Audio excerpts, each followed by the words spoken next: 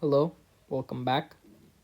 In this video, I'm going to be going over 3 ACT math questions. For all these problems, I recommend pausing the video and trying the problems yourself first before you see me solve them. Without wasting any time, let's get into it.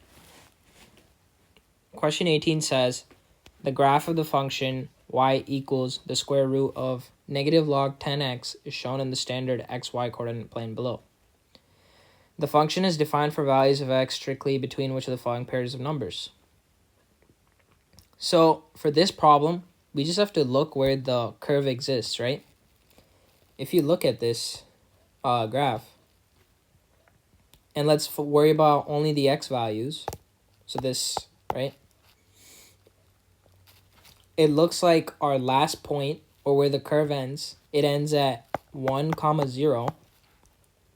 And it seems to be starting at a number very close to x equals 0, right? Like right here. This, right? X equals 0.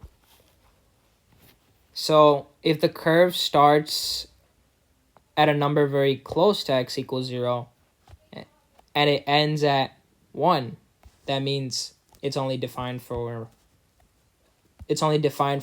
0 and 1, right? And then the other answer choices, it makes sense why the answer is H. Well, there's no negative 10 on this graph, right? And it is, you don't even know if it's defined there because we can't see negative 10 or negative 1. We can't see 10 or 100. I said it ends at 1, so it's not J. And for G, well, again, this is negative 1 and 0. Everything on this side, all the x values on the left side of the graph, there is no curve there. So that means it's not G either. So your answer is H. On to question 20, which says, in the standard xy coordinate plane, the line with the equation y plus 1 equals 3/4, parentheses, 2x plus 8, has a slope of what? So for this problem, there are two ways to do it. The first way is to get the equation in this form, y equals mx plus b, where m is the slope, right? So let's do that. Let's distribute. 3/4 times 2 is 3/2 x plus 6, because 3 times 8 is 24. 24 divided by 4 is 6, right? Now let's get this in that form. Y equals 3/2 x plus 5. So your answer is G, right? 3/2. The other way is, if you know the point slope form, which is y minus y1 equals m times x minus x1, right? If you notice that this equation is almost in this form, right? To get it into this form, you would just factor out 2 from 2x plus 8. And if you do that, you get y plus 1 equals 3/4 times 2. And then if you factor out 2, you get x plus 4. And 3/4 times 2 is again 3/2, and then you would get the same answer. So those are the two different ways of doing it. On to the last question, question 49, which says the function f of x when graphed in the standard xy coordinate plane has the features below. One of its intercepts is located at negative 3, 0.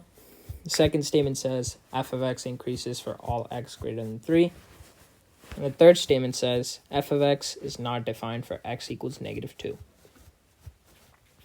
And now it's asking us for the graph of f of x. So for this problem, just look at the graphs and see if all three of these statements are met, right? So let's look at A first. A meets the first statement, right? Intercept negative 3, 0. F of x increases for all x greater than 3. Well, it looks like it is increasing, but we don't actually see what happens after negative 3, because the graph cuts off right here, right? A little bit before 3. Let's move on to the third statement. F of x is not defined for x equals negative 2. Well, this is where this graph fails, because it is defined for negative 2 right here, right? And we're looking for a graph that is not defined for x equals negative 2. It's not A. B, well, same thing. B is also defined for negative 2, but we're looking for a graph that is not defined for negative 2. So B is automatically ruled out. Let me look at C next. Let's look at C. C is not defined for x equals negative 2, right? This is x equals negative 2, this black line. I'll do it in a different color.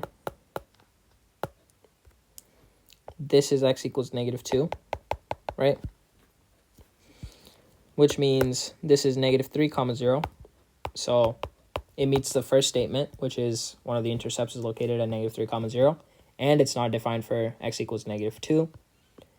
And it is increasing for all x greater than 3, right? So it is C, our answer. Now let's look at D and E and see why they're wrong.